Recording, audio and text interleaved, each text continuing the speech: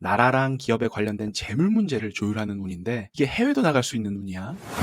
안녕하세요. 운빨사주의 운빨도사입니다. 안녕하세요. 미래를 꿰뚫어보는 운빨량이에요. 오늘도 아주 핫한 인물의 사주를 가져왔습니다. 바로 삼성의 3대 총수이자 삼성전자의 회장인 이재용 회장입니다. 미국과의 관세 협상 때문에 최근 뉴스 헤드라인을 장식하고 있는 이재용 회장인데요. 이재용 회장이 이 침체했던 삼성의 부활을 이끌 수 있을지 사주와 운기로 분석해 볼 테니까요. 오늘 영상 끝까지 함께 해주시기 바랍니다. 시청료는 오늘도 완전 공짜. 좋아요 버튼만 살짝 눌러주세요. 고고싱!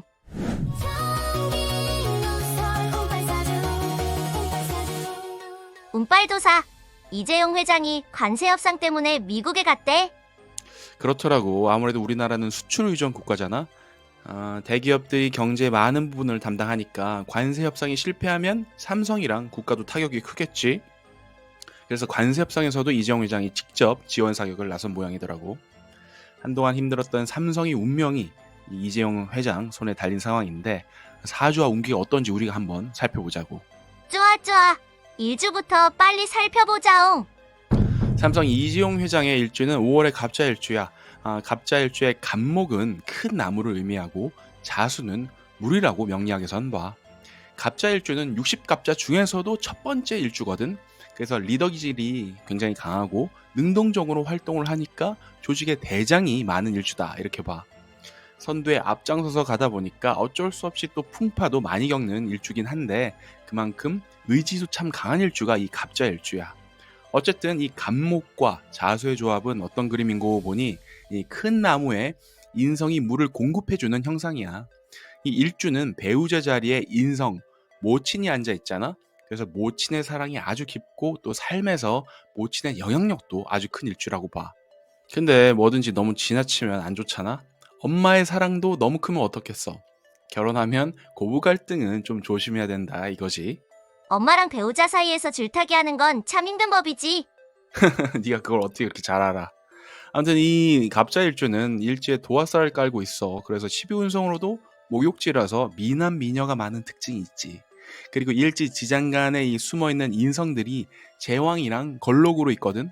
이게 무슨 말인고 하니 똑똑하고 또 공부 잘하고 깔끔한 사람인데 모친도 능력이 있고 유능한 사람이라는 거야. 확실히 똑똑해 보이긴 해. 머리는 얼마나 좋아 보여? 사주로 보면 두뇌가 최소 1등급은 된다고 봐. 왜냐, 내가 이 머리 얘기하면서 늘 말하는 천재 조건이 있잖아.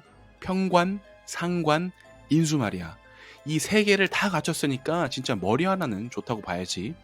편인처럼 또 이 전략적인 잔머리는 아니고 정인이 있으니까 학문적 소양이 뛰어난 머리야. 학벌도 보면 서울대, 하버드대, 이 경영대학원까지 진짜 엄청나잖아.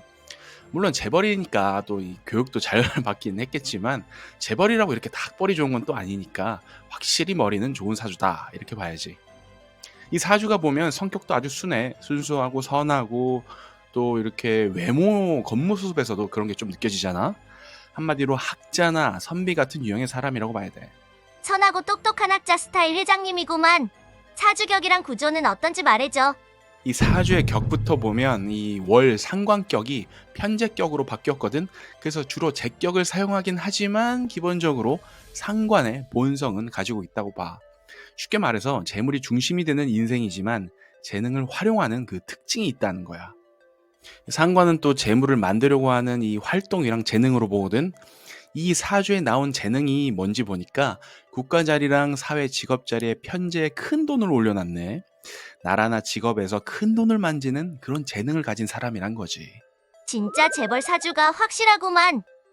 국가 자리 보면 또 평관도 있으니까 큰 돈을 만들지만 또 어려운 난제도 있다고 봐. 그래서 국가 스케일의 난제를 자신의 재능으로 해결하는 사람이다 이렇게 봐야 돼. 어쨌든 팔자 참 좋다. 재능도 있고 돈도 잘 벌고 국가의 어려움도 해결하고 문서 계약운도 좋은 팔자야. 대단. 이 이상 대단할 수 있을까 싶을 정도네. 이 사주의 구조를 보면 부족한 오행 없이 골고루 다 있어. 사실 이렇게 오행이 골고루 있는 사람도 잘 없거든. 이 갑목의 큰 나무가 여름에 태어나서 물 공급이 시급한데 마침 일지에 시원한 물이 떠 있고 또 연지랑도 합을 해서 오히려 물 기운이 많아진 구조야. 근데 나무의 뿌리가 삼주에선 안 보이네. 이 비견이랑 겁재 글자가 없으니까 자신의 세력이랑 고집, 추진력은 좀 약하다고 봐야 돼. 근데 진짜 아쉬운 건 따로 있어. 일지 배우자 자리가 간목에 물을 공급해주면 참 좋은데 말이야. 이게 충으로 깨져 있어. 그래서 부부관계에서는 좀 불리한 게 사실이야. 아무리 팔자가 좋은 재벌이라도 고통이 없는 사주는 없는 법이구만. 맞아. 그래도 이렇게 팔자가 좋은데 그 정도는 감수해야 되지 않나 싶어. 그리고 이 사주는 물의 기운이 오면 발복하고 좋은 사주라고 했잖아. 근데 또 물이 너무 불어나면 어떻게 되겠어? 나무 뿌리도 썩어버릴 수 있으니까 수기운이 너무 커질 때는 아주 조심해야 돼. 그렇구만. 그럼 이제 대운의 흐름을 살펴볼 차례야. 그래. 이재용 회장의 대운의 흐름을 보니까 만 34대운부터 10년간 대운은 재능으로 재물을 만들기 좋은 대운이었어. 재물적 성과가 크고 재물 관련된 문서 계약운도 좋은 대운이야. 근데 다음 대운이 좀 힘든 대운이었어. 이 만 44세부터 시작해서 10년간 대운인데 재물이랑 문서 계약에 이 제동이 걸리면서 진로에 또 막힘이 있는 운이야. 특히 2017년 운이 참 안 좋았는데 말이야. 이 정관운이 들어와서 사주에 있는 상관이랑 만났잖아. 이렇게 되면 100가지의 화가 있다는 이 상관 견관운이 돼버려. 그래서 찾아보니까 2017년에 구속이 됐었네. 근데 이게 최악의 운이 아니라는 게 문제야. 헐, 얼마나 더 무서운 게 있다는 거야.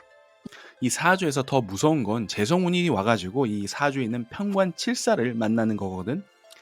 근데 2021년에 재성운이 들어와 버렸네. 연운을 보니까 재극인이랑 재생살 작용으로 완전히 초토화가 됐고 대운까지 안 좋아. 대운이랑은 또 해자축 방합을 만드니까 이 사주의 불이 완전 꺼질 지경이 됐다는 거야. 이 사주에서 불은 상관이니까 활동 기운인데 가뜩이나 월지가 일지랑 충이라서 깨져 있는 데다가 이렇게 이중, 삼중고로 겹쳐버리면 정말 힘든 운이 된다는 거지. 그래서 어떤 일이 있었나 봤더니 이때 징역 2년 6개월이 확정돼 버렸네. 그리고 맹장까지 터져서 이 복막염으로 번져서 수술도 했고 아주 힘든 시기였어. 그럼 만 54세부터 시작되는 지금 현재 대운은 어떤가 보니까 대운에서 월지를 충하는 운이네. 그래서 이재용 회장이 하는 일에 변화의 바람이 부는 대운이라고 봐. 삼성의 미래 운명 흐름도 달라진다는 건가? 그럴 수 있지. 그럼 지금 대운에 속한 연운들이 어떤 영향을 줄지 5년간 흐름을 좀 볼까? 연운은 2025년부터 한 3년간은 수대운이랑 반대 기운인 화기운이라서 물과 불이 다투는 형국이긴 해. 그래서 2025년 연운도 보면 화연운이 들어왔어. 그래서 이게 겁재운인데 일반적으로 보면은 이 재물운이 좀 불리한 운이라고 볼 수 있잖아. 근데 이 사주엔 겁재가 없다 보니까 자신의 주관이랑 힘이 생기는 운이라고 봐야 돼. 또 상관격의 사주에 이 식신운이 온 거니까 내부 결과물로 보면 재물을 만들려고 이 방법 저 방법으로 다양하게 활동하는 운이야. 어쨌든 이재용 회장 개인적으로는 힘든 운이야. 국가자리랑은 또 역마 형살운에 난제를 해결하는 활동운이 오면서 나라랑 기업에 관련된 재물 문제를 조율하는 운인데 이게 해외도 나갈 수 있는 운이야. 그래서 그런가? 얼마 전에 테슬라 일론 머스크랑도 만났어. 2026년 내년운은 더 활동성이 극대화되면서 재물을 만들려는 새로운 활동을 하는데 앉은 자리의 움직임이랑 이동수도 보이네. 그래도 2027년 하반기부터는 재물 성취운은 좋아지는데 또 2028년 하반기엔 어려움이 오긴 해. 그래도 해결은 잘 되는 걸로 보이고 2029년엔 외부적으로 이 경쟁이 좀 치열해지면서 명예랑 자리에 도전을 받는 운이네. 이때는 관제 구설수도 들어와서 좀 불리한 운이야. 또 2030년은 직업에 어려움이 생기는 운인데 자금 문제도 생길 수 있을 것 같고 아무튼 이 2028년 하반기부터 2030년까지는 운대가 좀 약해 보이긴 해. 대운이 아무리 좋아도 이렇게 연운에서 반대운이 오면 운기도 반감이 되니까 결과적으로는 힘든 운이라는 거지. 쉽진 않은 운이겠구만. 다음 대운은 어때? 만 64세부터 10년간 대운은 외부적으로는 경쟁에서 좀 불리한 운인데 자신의 세력은 생기는 운이야.